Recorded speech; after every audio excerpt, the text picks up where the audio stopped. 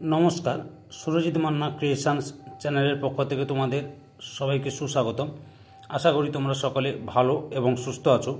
আমি তোমাদের জন্য এই ভিডিওটিতে তুলে ধরছি 2025 সালের মাধ্যমিক পরীক্ষার্থীদের জন্য এবিটিএ টেস্ট পেপার 2024-2025-এর বাংলার যে সমস্ত পেজগুলি রয়েছে তার মধ্যে আমি এই ভিডিওটিতে তুলে ধরব 258 নম্বর পেজের বাংলার এমসিকিউ ও এসিকিউ প্রশ্ন সমাধান। অলরেডি আমি 9, 65, 89, 111, 133, 159, 184, 205 এবং 230 নম্বর পেজের সমাধান করে আপলোড করেছি। তোমরা চ্যানেলে নতুন হলে চ্যানেলটিকে সাবস্ক্রাইব করে আমার প্লে লিস্টে গিয়ে দেখে নাও এবং সঙ্গে ভিডিওটি কেমন লাগলো কমেন্ট করে জানিও। ভিডিওটিতে লাইক দাও এবং শেয়ার করো। আমি এখন 258 নম্বর পেজের প্রশ্নের সমাধান করছি। একের দাগে 1.1 ক্রমশ ও কথাটি ছড়িয়ে পড়ে কোন কথাটা? সঠিক উত্তরটি হল অপশান গয়ে কারেকশানের কথা। 1.2 সম্মুখের ঘড়িতে কটা বাজছিল? অপশান ক্ষয়ে 3টে। 1.3 দুপুর বেলায় আতঙ্কের হল্লা বেজে উঠেছিল। অপশান গয়ে চকের বাস স্ট্যান্ডে। 1.4 তারা আর স্বপ্ন দেখতে পারল না। কারা স্বপ্ন দেখতে পারল না? না অপশান গয়ে শান্ত হলুদ দেবতারা।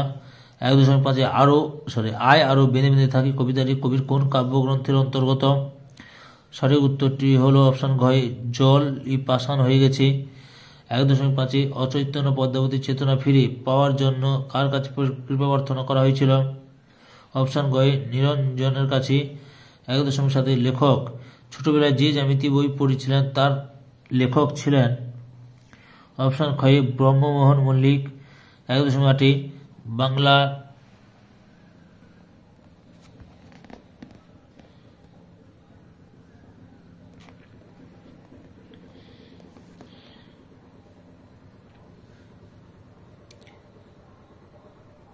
বাংলায় একটা কথা চালু ছিল। কথাটি কি? না কথাটি হলো অপশান ঘয়ে কালি নেই কলম নেই বলে আমি মনীষী। 1.9 নিজের হাতের কলমের আঘাতে মৃত্যু হয়েছিল যে লেখকের তার নাম? অপশান ঘয়ে তৈলকনাথ মুখোপাধ্যায়। 1.10 রাজা তোর কাপড় কোথায় চিহ্নিত পথটি হলো? অপশান ক্ষয়ে সম্বোধন পথ।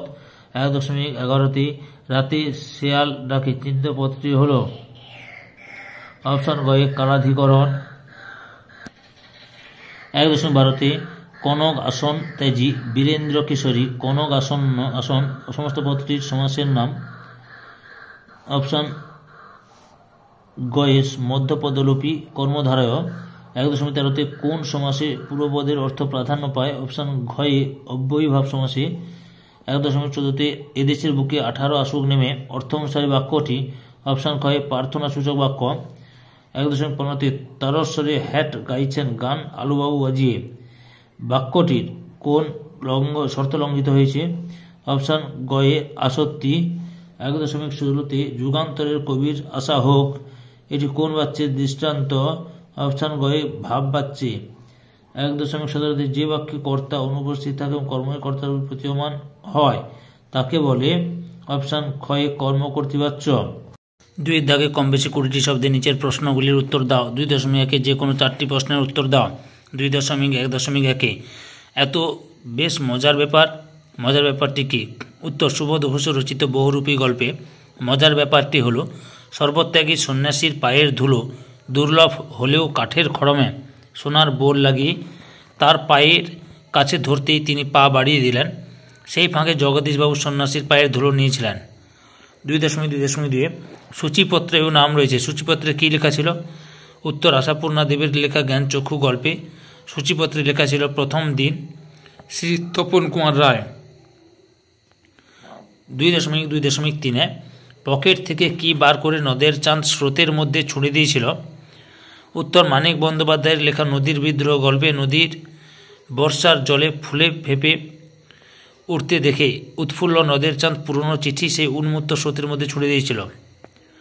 2.4 টাকা কড়ি ছাড়া আর সমস্ত বাঁচিয়ে আছে কার কৃপায় সমস্ত বেঁচেছিল?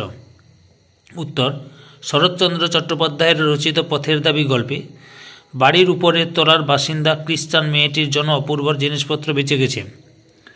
2.2.5 দাগে ভয়ে অমৃতের বুক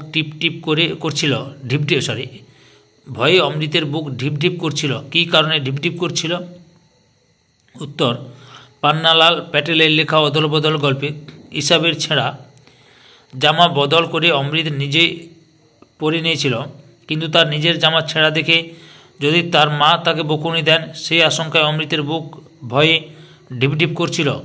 2.2 দাগে যে কোনো 4টি প্রশ্নের উত্তর দাও।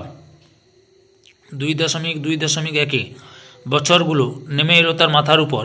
বছরগুলোকে কিসের সঙ্গে তুলনা করা হয়েছে? উত্তর পাবলো নেরুদার লেখা অসুখী একজন কবিতায় রক্তের এক অমেয় পাহাড়ের মতো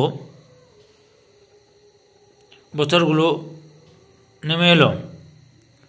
2.2.2 সেই হোক সভ্যতার শেষ পুণ্যবাণী। পুণ্যবাণীটি কি? উত্তর রবীন্দ্রনাথ ঠাকুরের রচিত আফ্রিকা কবিতায় পুণ্যবাণীটি হলো ক্ষমা করো। 2.2.3 গিরি সিংহ কিংবা তরু যথা বজ্রপাতে এই উপমাটি কোন প্রসঙ্গে ব্যবহৃত হয়েছে? উত্তর মাইকেল মধুসূদন দত্তের লেখা অভিষেক কবিতায় সিন্ধু তীরে পড়ে থাকা বিশাল দিক কুম্ভকর্ণের মৃতদেহ প্রসঙ্গে উদ্ধৃত উপমাটি ব্যবহার করা হয়েছে। 2.2.4 বিস্মিত হইল বালা। বালার বিস্ময়ের কারণ কি? উত্তর সৈয়দ আলাউল রচিত সিন্ধু তীরে কবিতায় সমুদ্রের তীরে পতিত অচেতন রাজকন্যা ও রাজবধূ পদ্মাবতীর অসামান্য রূপলাবণ্য থেকে সমুদ্র রাজার কন্যা পদ্মা বিস্মিত হন। 2.2.5 রক্ত মুছি শুধু গানের গায়ে কথাটির অর্থ কী? উত্তর জয় গোস্বামীর লেখা অস্ত্রের বিরুদ্ধে গান কবিতায় কথক গানের গায়ে রক্ত মোছেন। এখানে রক্ত হয়ে ওঠে মনুষ্যত্বের অপচয়ের প্রতীক, আর এই অপচয়কে রুখতে পারে একমাত্র মানুষের সৃষ্টিশীলতা। 2.3 যে কোনো 3টি প্রশ্নের উত্তর দাও। 2.3.1 দোয়াত যে কত রকমের হতে পারে না দেখলে বিশ্বাস করা শক্ত। বক্তা যত রকমের দোয়াতের উল্লেখ করেছেন সেগুলি লেখ। উত্তর শ্রীপ্রান্তের লেখা হারিয়ে যাওয়া কালিকলম প্রবন্ধে বক্তা শ্রীপ্রান্ত কাঁচের, খাট, গ্লাসের, পোর্সে নীলের, শ্বেত পাথরের, জেডের, পিতলের, ব্রোঞ্জের, ভেড়ার সিংহের ও সোনার দোয়াতের উল্লেখ করেছেন। 2.3.2 তাই নিয়ে আমাদের প্রথম লেখালেখি। কি নিয়ে লেখকদের প্রথম লেখালেখি? উত্তর শ্রীপ্রান্তের লেখা হারিয়ে যাওয়া কালিকলম প্রবন্ধে বাঁশের কলম, মাটির দোঁয়াত, ঘরে তৈরি কালি এবং লেখার জন্য কলাপাতা এগুলি নিয়েই শৈশবে লেখকের প্রথম লেখালেখি ছিল। 2.3.3 এতে রচনা উৎকট হয়। রচনা উৎকট হয় কিসে? উত্তর রাজশেখর বসুর লেখা বাংলা ভাষা বিজ্ঞান প্রবন্ধে অনেক লেখক তাদের বক্তব্য ইংরেজিতে ভাবেন এবং যথাযথ বাংলা অনুবাদ প্রকাশ করার চেষ্টা করেন, এতে রচনা উৎকট হয়। 2.3.4 এইরকম ভুল লেখা সাধারণ পাঠকের পক্ষে অনিষ্টকর। কোন ভুল লেখার কথা বলা হয়েছে? উত্তর রাজশেখর বসুর লেখা বাংলা ভাষা বিজ্ঞান প্রবন্ধে বৈজ্ঞানিক ব্যাখ্যা ভুল হলে সাধারণ পাঠকের পক্ষে তা অনিষ্টকর হতে পারে। 2.4 যে কোনো 8টি প্রশ্নের উত্তর দাও। 2.4.1 বিপসা কথার অর্থ কী? কোন কোন কারকে বিপসা দেখা যায়? উত্তর বিপসা কথার অর্থ কোনো শব্দের বারবার ব্যবহার অথবা ব্যক্ত থাকার ইচ্ছা। বিপসা দেখা যায় কর্মকারক, করণকারক, অধিকরণ কারকে। 2.4.2 সম্বন্ধপদ ও সম্বোধন পদের পার্থক্য লেখ। উত্তর সম্বন্ধপদ সর্বদাই র এর প্রভৃতির বিভক্তিযুক্ত হয়, কিন্তু অপরদিকে সম্বোধন পদ সাধারণত বিভক্তি শূন্য হয়। 2.4.3 সপ্তাহে বড় জোর একটি দিন চিহ্নিত পদটির ব্যাসবাক্য সমাসের নাম লেখ। উত্তর সপ্তাহ সপ্ত অহয়ের সমাহার, সমাহার দ্বিগু সমাস। 2.4.5 শাস্ত্র জানেন যিনি ব্যাসবাক্যটি সমাসবদ্ধ করে সমাসের নাম লেখ। উত্তর শাস্ত্র জানেন যিনি শাস্ত্রজ্ঞ উপপদ তৎপুরুষ সমাস। 2.4.6 নিত্য সমাস কাকে বলে উদাহরণ দাও। যে সমাসে সাধারণ নিয়মে ব্যাসবাক্য হয় না বা ব্যাসবাক্য করতে গেলে অন্য পদের প্রয়োজন হয় তাকে নিত্য সমাস বলে, যেমন অন্য গ্রাম, গ্রামান্তর। 2.4.7 আমাদের ঘর গেছে উড়ে জটিল বাক্যে রূপান্তর করো। উত্তর আমাদের যে ঘর তা উড়ে গেছে। 2.4.8 আপনাদের আর আমি দরবারে আবদ্ধ রাখবো না বাক্যটিতে হ্যাঁ বাচক বাক্যে রূপান্তর করো। উত্তর আপনাদের আমি দরবার থেকে মুক্ত করে দেব। 2.4.9 কর্তৃবাচক কাকে বলে উদাহরণ দাও। উত্তর যে বাক্যে কর্তা থাকে না, কর্মকর্তা হয়ে ক্রিয়া সম্পাদন করে, অর্থাৎ কর্তার অনুগামী হয়ে ক্রিয়া গঠিত হয় তাকে বলা হয় কর্ম কর্তৃবাচ্য, যেমন ঢাক বাজে। 2.4.10 দাগে ছিনিয়ে নিয়ে গেল তোমাকে ভাব বাচ্চে পরিণত করো। উত্তর তোমাকে ছিনিয়ে নিয়ে যাওয়া হলো। 3-এর দাগের থেকে শুধুমাত্র তোমাদের প্রশ্নপত্রটি দেখাচ্ছি, তোমরা পুরো ভিডিওটি লক্ষ্য করো। 3-এর দাগ, 4-এর দাগ, 5 নম্বর দাগের প্রশ্নগুলো লক্ষ্য করো, সঙ্গে 6 নম্বর দাগ এবং 7 নম্বর দাগ। 8 নম্বর দাগে, 9 নম্বর দাগের E2B, আর 10-এর হচ্ছে প্রতিবেদন, আর 11তে প্রবন্ধ রচনা। সম্পূর্ণ ভিডিওটি দেখে আমার চ্যানেলের পাশে থাকার জন্য তোমাদের সবাইকে অসংখ্য অসংখ্য ধন্যবাদ।